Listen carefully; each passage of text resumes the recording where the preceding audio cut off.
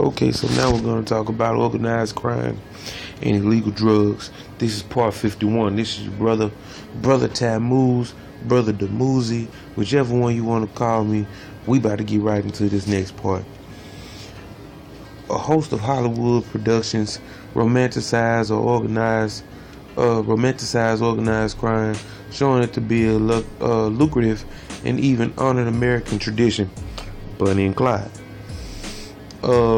In real life, the underworld has always generated much of its profits by devastating black communities with drugs, liquor, tobacco, gambling, prostitution, and other illicit and predatory businesses.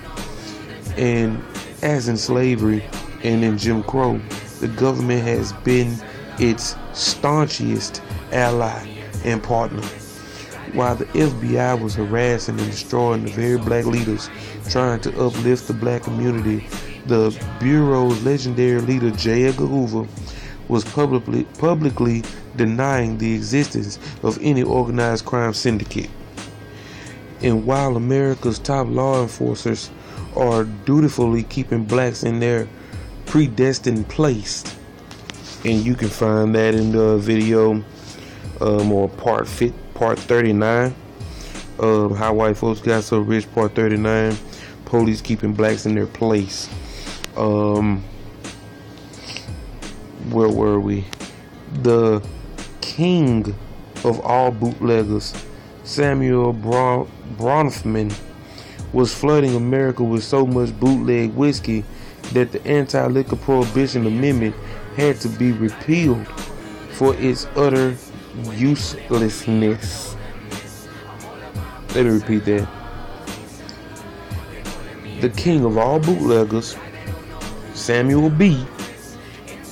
Bronfman, was flooding America with so much bootleg whiskey that the Anti-Liquor Prohibition Amendment had to be repealed for its utter uselessness. In case you do not know what repeal means, based on the Google definition, that word is to revoke or annul a law or congressional act. Synonyms would be revoke, cancel, reverse, nullify, squash, or abolish. So when we talk about white privilege, this is the kind of stuff that we talking about. White privilege didn't go nowhere. White privilege still exists to this very day. Arnold Rothstein set up his multi-million-dollar drug empire even as federal authorities had concluded that Rothstein alone was the source of the drug trade in America and possibly the world. Bronfman's criminal enterprise transformed seemingly into Seagram, the largest liquor purveyor in world history. It is a model and method followed by many immigrant groups who illegally gain a foothold in the American economy and then use their illicit profits and proceeds to invest in legitimate businesses. Rest in peace, Peter Tosh has a song called You Can't Blame the Youth.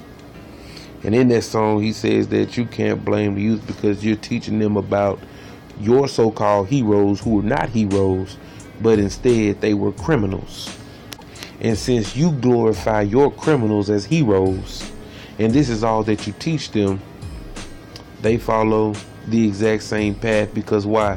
They want to be glorified as Marco Polo, Christopher Columbus, and all of these other white people who massacred millions in order to achieve the European agenda of world domination. I said that to say these so-called liquor stores that are in the black neighborhood, why can't we find them in white people's neighborhoods? the closest liquor store to the white neighborhood, the major white neighborhood here in Shreveport, is about 3 miles away from that neighborhood. About 3 miles. Depending on where you are in that white neighborhood, that's a pretty nice drive. But the problem here is, a lot of people who don't believe in spirituality probably won't catch this. A lot of Christian people probably would. But I'm not saying that this is 100% fact. I'm just throwing it out there. You can take with it what you will. But in my opinion, my personal opinion, I believe that this guy, what's his name? Bronfman, right? This right here is your originator, the main illegal liquor seller, and now it's legal to sell illegal liquor. That man's spirit, his tenaciousness, his vigor, his resilientness, all of that is in illegal liquor.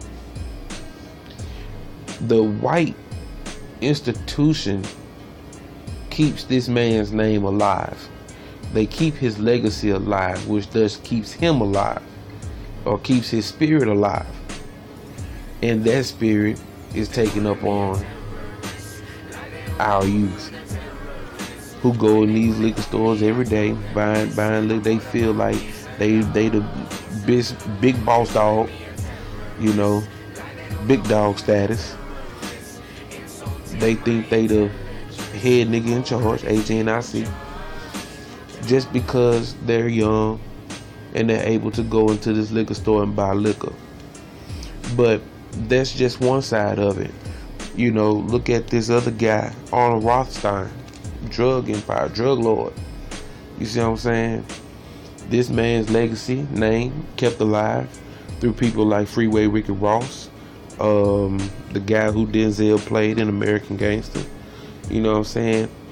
All of that, these people's legacy and their names are kept alive, and that spirit, it haunts, or it still lingers over America to this very day. These people's legacy, their essence, their spirit will not go away until America tries to do better. And we as black people are sensitive to spirits. And especially our youth, our children who are in their ignorant stage will accept those spirits. And this is why it's so hard for a lot of those spirits to be shaken off of the youth. This is why black people need to get involved. And yes, I'm saying this, black people need to get involved in voodoo practices. It's one of the few religions, spiritual systems that the white man really is afraid of. Moving on. This reality is what many of these whites refer to when they say that in America the streets are paved with gold, but her gutters run deep with narcotics, cheap liquor, and all manner of destructive influences, degrading the black community. And on that note, I have to say it again about how, these drugs and liquor and things like this aren't being pushed or promoted in white neighborhoods, because they're not going to allow it. They do the drugs. Of course they do the drugs. But they won't ever let us see them doing it. This is your boy, Brother Tammuz. Let me know what you think down in the comments. I see y'all in part 52. I'm out. Peace.